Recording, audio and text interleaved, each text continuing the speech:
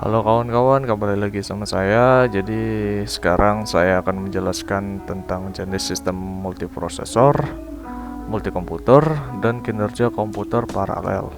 Karena materinya sedikit, jadi ya kita cepat aja. Let's get started.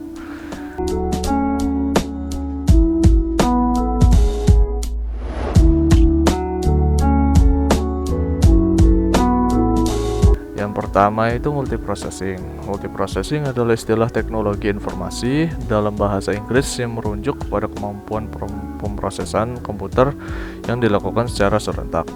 Hal ini dimungkinkan dengan menggunakan 2 CPU atau lebih dalam sebuah sistem komputer. Jenis-jenis multiprosesor. Yang pertama itu adalah asymmetric multiprocessing atau AMP. Pendekatan pertama untuk multiprocessing scheduling adalah asymmetric multiprocessing schedule atau biasa disebut juga sebagai penjadwalan master-slave multiprosesor. Yang kedua yaitu symmetric multiprocessing atau SMP. Symmetric multiprocessing melibatkan arsitekturnya perangkat keras komputer dan perangkat lunak multiprosesor, di mana 2 atau lebih prosesor yang identik terhubung ke memori utama tunggal yang dibagikan memiliki akses penuh ke semua perangkat input dan output, dan dikendalikan oleh instansi sistem operasi tunggal yang memperlakukan semua prosesor sama, tidak memesan untuk tujuan khusus. Sebagai besar sistem multiprosesor saat ini menggunakan arsitektur SMP. Yang ketiga, Non-Uniform Memory Access atau NUMA multiprocessing.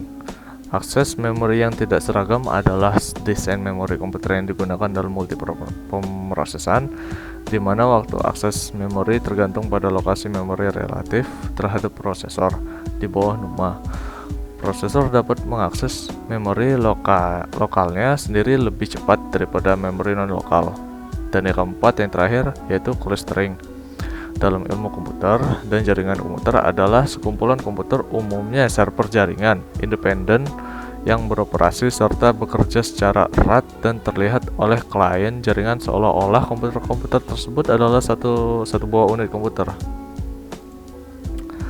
Kita lanjut multikomputer, yaitu sistem dengan banyak prosesor yang terhubung bersama untuk menyelesaikan masalah.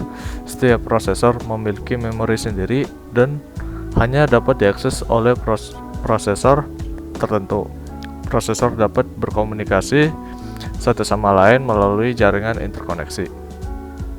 Kombinasi multiprosesor dengan multikomputer. Yang pertama, rancangan yang dapat diskalakan. Yang kedua, distributed shared memory atau DSM. Yang ketiga, sistem runtime bahasa.